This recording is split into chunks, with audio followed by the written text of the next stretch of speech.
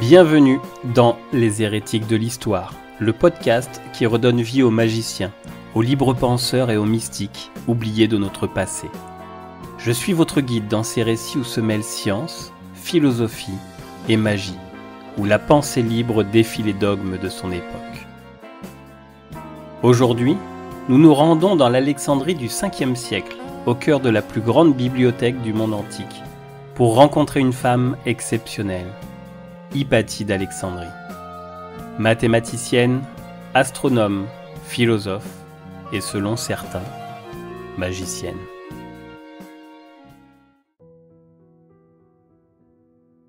Nous sommes vers l'an 370 de notre ère. Le soleil se couche sur le port d'Alexandrie et sa lumière dorée illumine le phare, l'une des 7 merveilles du monde. Dans les jardins du Mousseillon, le temple des Muses, un homme âgé observe les étoiles naissantes. Regarde, ma fille. Vois-tu cette constellation ? C'est la Grande Ourse. Les Égyptiens l'appelaient la cuisse du taureau. Mais, père, pourquoi les étoiles bougent-elles dans le ciel ? Ah, voilà la bonne question. C'est ce que nous cherchons à comprendre, nous, les mathématiciens. Les étoiles nous racontent l'histoire de l'univers, Hypatie. Et toi, tu apprendras à lire leur langage. Théon d'Alexandrie était l'un des derniers grands mathématiciens de son époque, gardien des manuscrits d'Euclide et de Ptolémée. Sa fille Hypatie grandit ainsi au cœur du savoir antique, dans une ville où se côtoyaient les derniers disciples de Platon, les chrétiens fervents et les adorateurs des anciens dieux.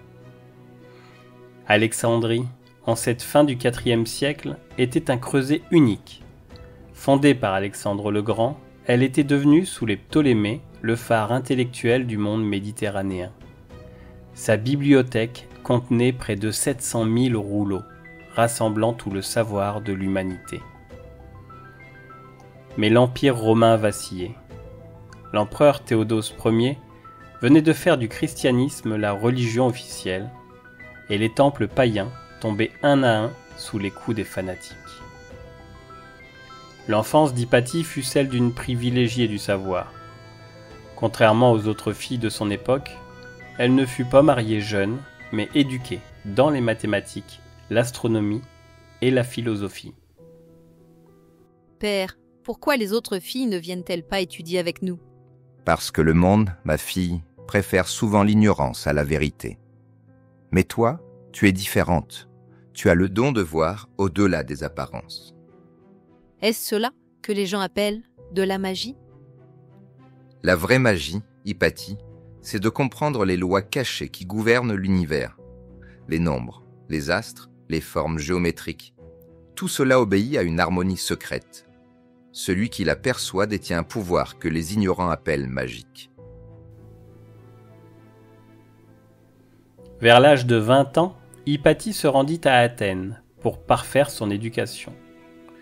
Elle y étudia dans l'école néoplatonicienne cette philosophie qui tentait de concilier la pensée de Platon avec les mystères de l'Orient.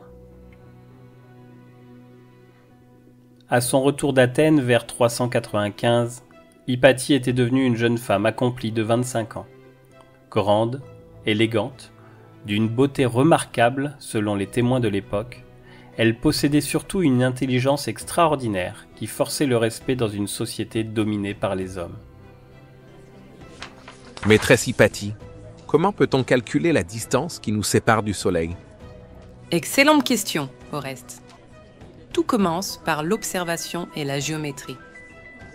Aristarque de Samos nous a montré la voie il y a 6 siècles. Car oui, Hypatie enseignait. Dans une époque où les femmes n'avaient accès ni à l'éducation, ni aux fonctions publiques, elle dirigeait l'école néoplatonicienne d'Alexandrie et donnait des conférences publiques. Ses étudiants venaient de tout l'Empire pour l'écouter. Parmi eux se trouvait Oreste, futur préfet d'Alexandrie, mais aussi Synésios de Cyrène, qui deviendra évêque chrétien tout en restant son ami et correspondant fidèle. Maîtresse, vos explications sur les mouvements des planètes défie ce qu'enseignent les Saintes Écritures. Mon cher Synésios, la vérité ne connaît pas de religion. Les mathématiques sont universelles. Si tes écritures disent vrai, elles ne peuvent contredire ce que nous observons dans le ciel. Et si elles se contredisent, alors peut-être faut-il les interpréter autrement. Vous parlez comme si vous déteniez des secrets cachés au commun des mortels. Ne détient-on pas tous des secrets, Synésios ? La différence, c'est que moi, je les partage. Les nombres ne mentent pas. Les astres ne trompent pas. Il n'y a de magie que dans l'ignorance. Hypatie ne se contentait pas d'enseigner les œuvres des anciens. Elle innovait, créait, inventait. Elle perfectionna l'astrolabe, cet instrument qui permettait de mesurer la position des astres. Elle améliora aussi l'hydromètre pour mesurer la densité des liquides. Mais son œuvre la plus remarquable fut sans doute ses commentaires sur les arithmétiques de Diophane et sur les coniques d'Apollonios. Des textes mathématiques d'une complexité extraordinaire qu'elle rendit accessible à ses contemporains. Si nous considérons cette équation, x au carré plus y au carré égale r au carré, nous obtenons un cercle parfait. Mais que se passe-t-il si nous modifions légèrement les coefficients? Nous obtenons une ellipse. Et voilà comment naissent les orbites des planètes. Car Hypatie avait compris, 1000 ans avant Kepler, que les orbites planétaires n'étaient pas circulaires.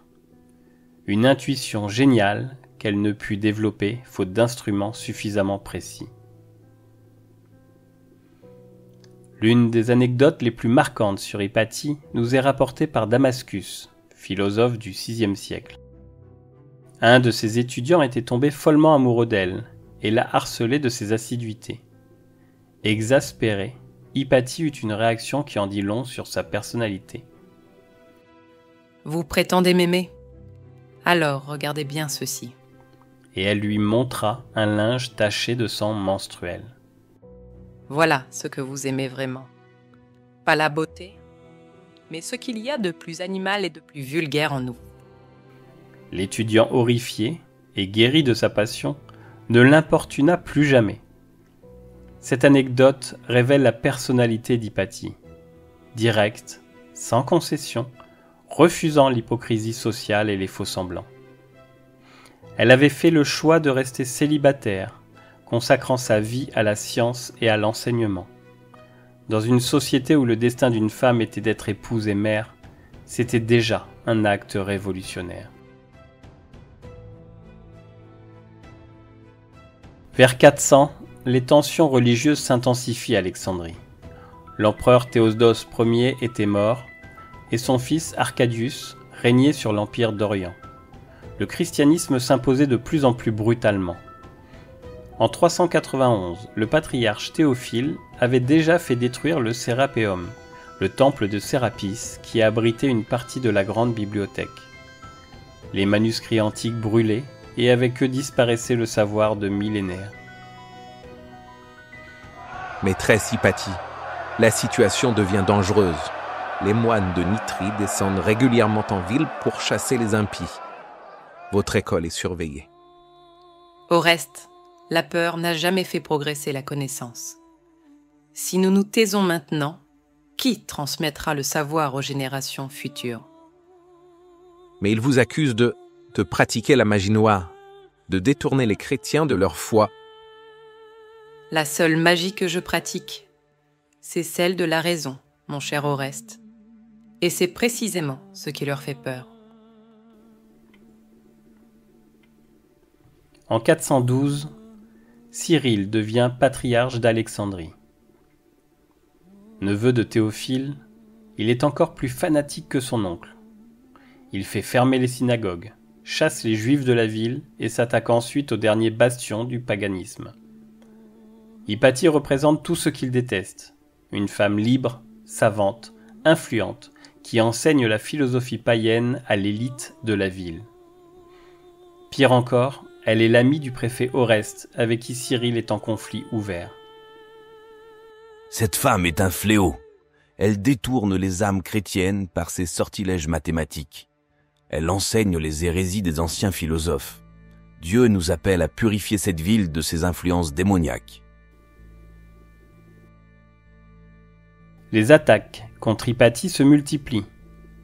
On l'accuse de pratiquer l'astrologie divinatoire, de jeter des sorts, d'empêcher la réconciliation entre Oreste et Cyrille par ses maléfices. En réalité, Hypatie s'efforçait de rester neutre dans ce conflit. Elle recevait des étudiants chrétiens comme païens, enseignait la géométrie sans se préoccuper de la religion de ses auditeurs. Mon cher ami, les temps deviennent sombres. On m'accuse de magie parce que j'explique les éclipses de lune. On me reproche de corrompre la jeunesse parce que j'enseigne qu'il faut douter, observer, vérifier. Mais je ne cesserai pas. La vérité mérite qu'on souffre pour elle. Mais avant d'aborder les derniers moments d'Hypatie, il nous faut comprendre un aspect fondamental de sa pensée, souvent mal interprété par ses détracteurs comme par ses admirateurs, son rapport à la théurgie. La théurgie, littéralement l'œuvre divine, était au cœur de la philosophie néoplatonicienne. Développée par Jamblique au IIIe siècle, elle prétendait permettre à l'âme humaine de s'élever vers le divin par des pratiques rituelles et contemplatives. Mes chers étudiants, vous me demandez souvent si les nombres ont une âme. Regardez cette proportion dorée. Phi, le nombre d'heures, 1,618. Vous la retrouvez dans le Nautile, dans les pétales de rose, dans l'architecture du Parthénon. N'est-ce pas là la signature du divin dans la matière? Maîtresse, est-ce cela que les théurges appellent faire descendre les dieux? En un sens, oui. Mais nous ne faisons pas descendre les dieux par des incantations barbares. Nous nous élevons vers eux par la contemplation de leurs œuvres. Chaque théorème géométrique est une prière. Chaque calcul astronomique, une communion avec l'intelligence cosmique.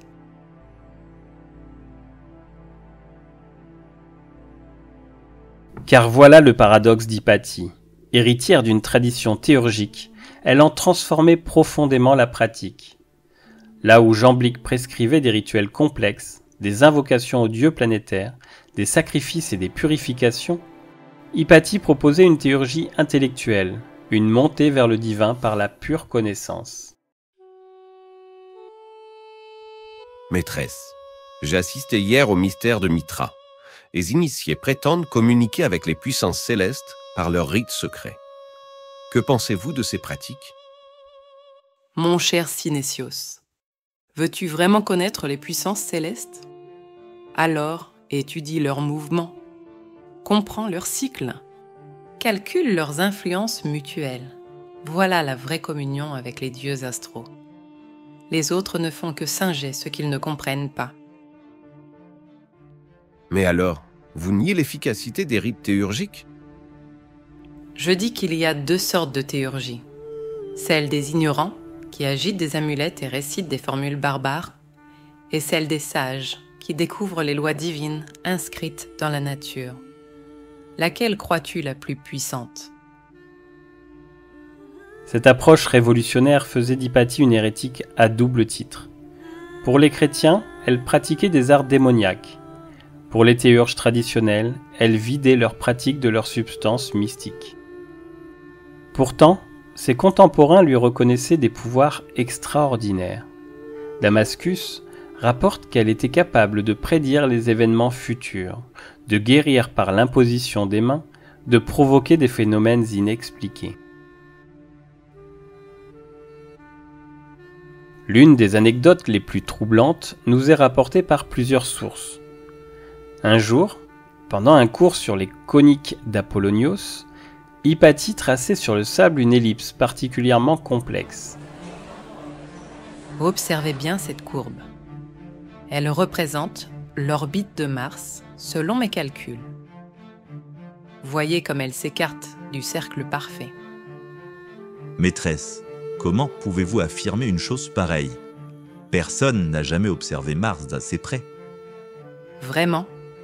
Alors regardez. Et selon les témoins, l'ellipse tracée dans le sable se mit à briller d'une lumière rouge, et l'on put y voir défiler, comme dans un miroir magique, la planète Mars dans son mouvement autour du Soleil. Prodige, hallucination collective, mise en scène habile utilisant des propriétés optiques inconnues, nous ne le saurons jamais. Mais cette anecdote illustre la réputation d'Hypatie. Ses démonstrations mathématiques semblaient défier les lois de la réalité ordinaire.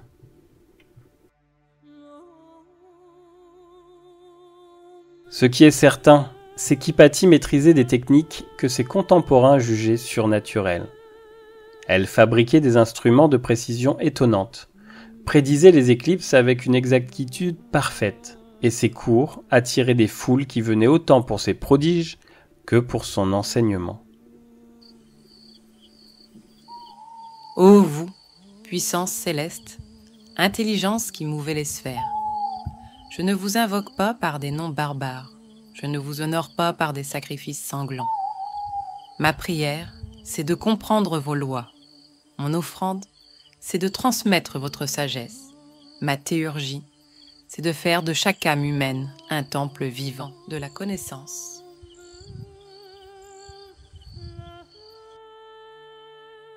Cette théurgie purifiée d'Hypatie explique en partie l'acharnement de ses ennemis.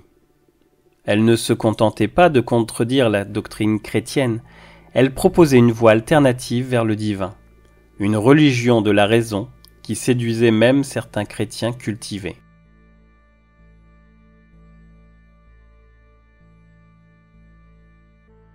Pour Cyril et ses partisans, c'était là le danger le plus grave.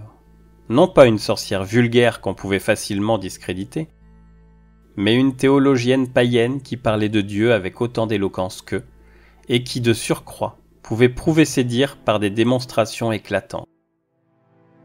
Cette femme perverse détourne les âmes vers de faux dieux. Elle prétend adorer le Créateur, mais c'est la créature qu'elle divinise. Ses mathématiques ne sont que des incantations, ses instruments que des objets de culte païen. Elle infecte la ville de ses sortilèges déguisés en science. Ainsi, quand Hypatie disparut en 415, c'est toute une conception du rapport entre science et spiritualité qui disparaissait avec elle.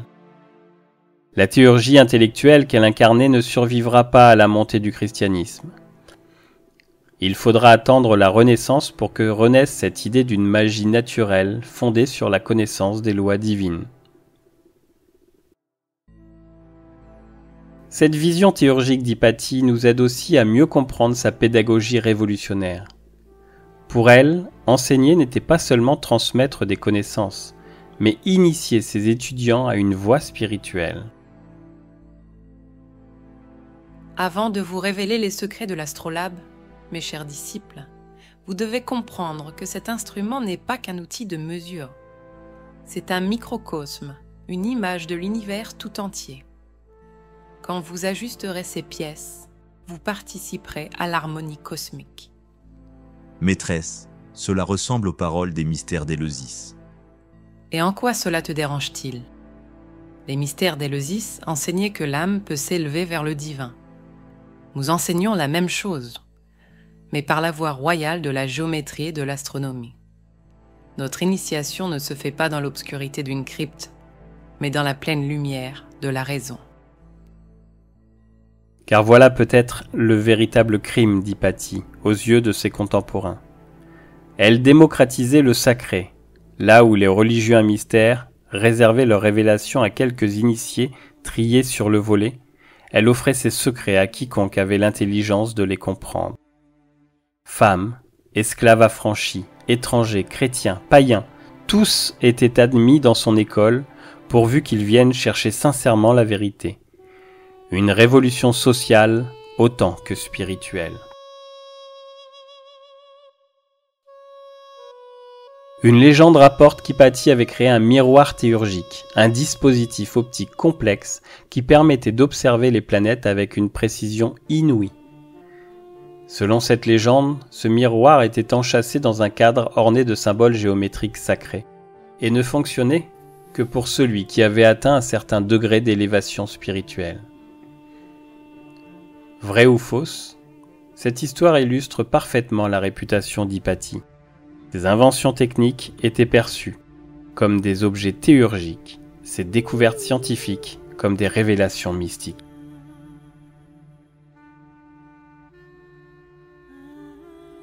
Nous touchons là au cœur du malentendu qui entoure encore aujourd'hui la figure d'Hypatie. Était-elle une scientifique moderne avant la lettre ou une dernière représentante de la magie antique?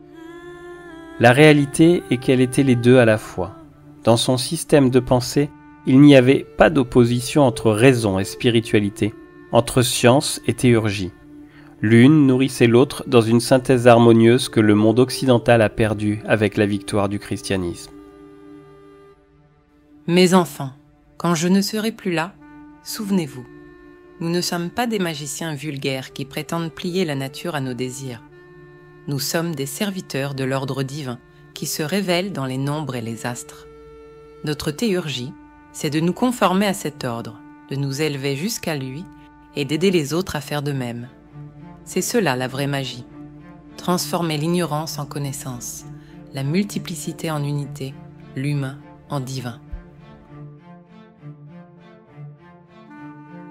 Ce jour-là, Hypatie se rendait à son cours habituel. Elle portait le tribon, le manteau des philosophes, symbole de sa fonction. Sa litière traversait les rues d'Alexandrie, quand soudain... « Arrêtez-la! C'est la sorcière! C'est elle qui empoisonne notre ville de ses démons !»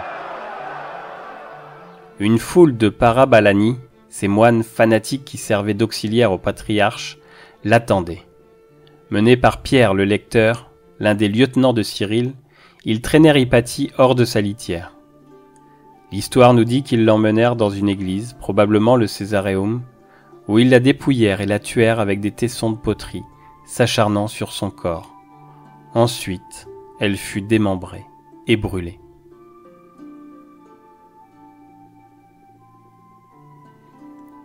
Ainsi mourut Hypatie d'Alexandrie, le 15 mars 415. Avec elle disparaissait non seulement une brillante mathématicienne, mais aussi le symbole d'une époque où la raison et la foi pouvaient coexister.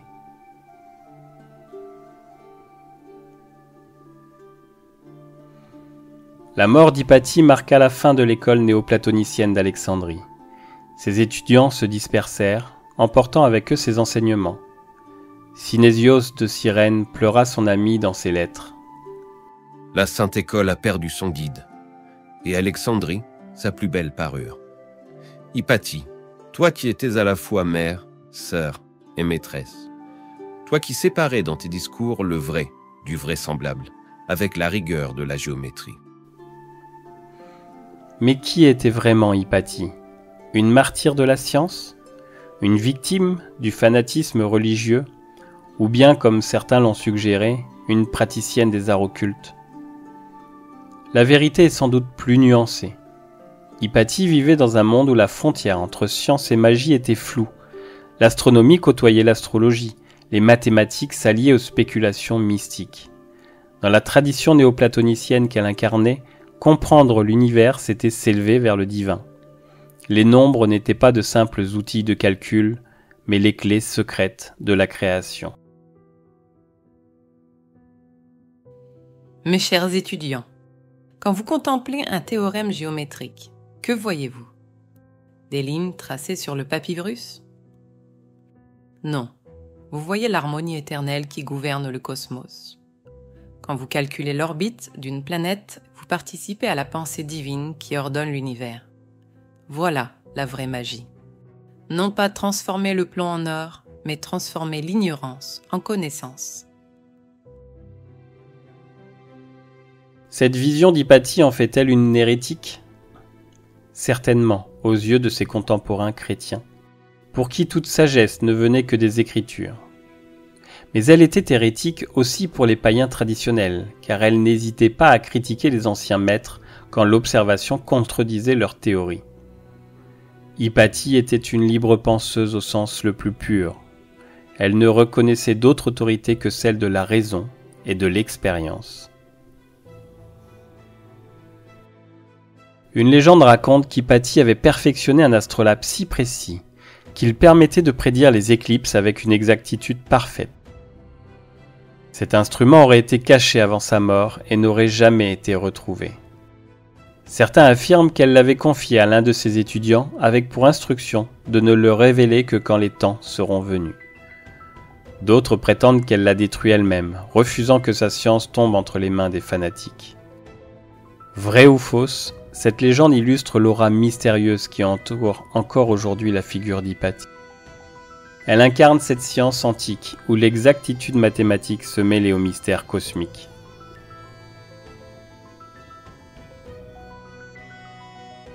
Pendant des siècles, le nom d'Hypatie fut presque oublié. Seuls quelques manuscrits byzantins conservaient sa mémoire. Puis vint la Renaissance et avec elle la redécouverte des textes antiques. Voltaire, au XVIIIe siècle, en fit le symbole de la lutte entre les Lumières et l'obscurantisme. Les romantiques du XIXe siècle célébrèrent en elle la femme libre et savante, victime du fanatisme religieux.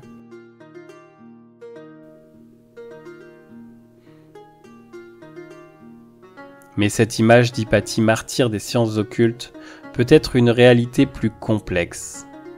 Les historiens modernes nous invitent à la prudence.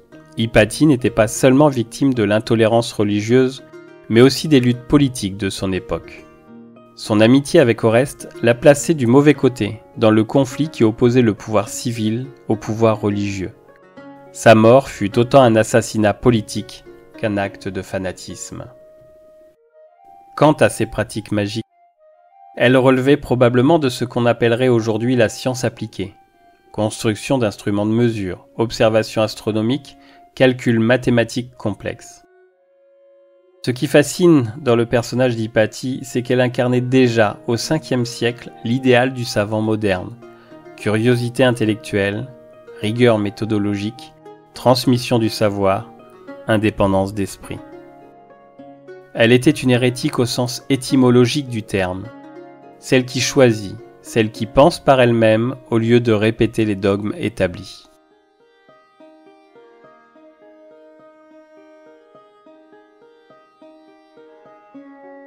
Aujourd'hui encore, Hypatie d'Alexandrie nous interroge. Dans un monde où la science est parfois attaquée par les fondamentalismes, où les femmes doivent encore lutter pour leur place dans les domaines scientifiques, son exemple résonne avec une actualité troublante. Elle nous rappelle que la connaissance est fragile, que le savoir peut disparaître en une génération, que la liberté de penser n'est jamais acquise définitivement. Vous qui vivez dans l'avenir, souvenez-vous, la vérité n'appartient à personne, mais elle n'existe que par ceux qui la cherchent. Ne laissez jamais l'ignorance éteindre la flamme de la curiosité. Ne laissez jamais la peur faire taire la voix de la raison. Et surtout, n'oubliez jamais que la plus belle magie, c'est de comprendre le monde qui nous entoure. En 2009, l'Union astronomique internationale a donné le nom d'Hypatie à un astéroïde découvert en 1978. Une reconnaissance tardive, mais symbolique, pour celle qui avait consacré sa vie à l'étude des astres. Le cratère lunaire Hypatia perpétue aussi sa mémoire dans ce ciel qu'elle aimait tant observer. Et peut-être est-ce là le plus bel hommage, avoir son nom inscrit à jamais dans ce cosmos qu'elle s'efforçait de comprendre. Hypatie d'Alexandrie reste pour nous le symbole de ces hérétiques lumineux qui, à travers l'histoire, ont préféré la vérité difficile au mensonge confortable, la question risquée à la réponse certaine, la liberté dangereuse à la servitude sécurisante. Sa vie nous enseigne que la science n'est pas seulement affaire de formules et d'expériences, mais aussi de courage. Le courage de douter, de remettre en question, de transmettre ce qu'on a découvert, même quand cela déplaît aux puissants.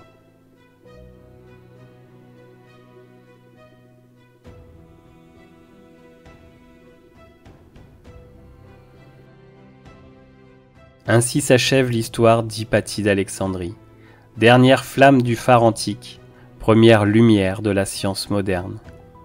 Une hérétique magnifique qui nous rappelle que la connaissance est le plus précieux des héritages et que ceux qui la transmettent sont les vrais magiciens de l'humanité. Merci de nous avoir accompagnés dans cette plongée au cœur d'Alexandrie antique. Dans notre prochain épisode, nous partirons à la rencontre d'un autre libre penseur oublié de l'histoire. En attendant, n'hésitez pas à commenter et à partager ce podcast s'il vous a plu. À bientôt.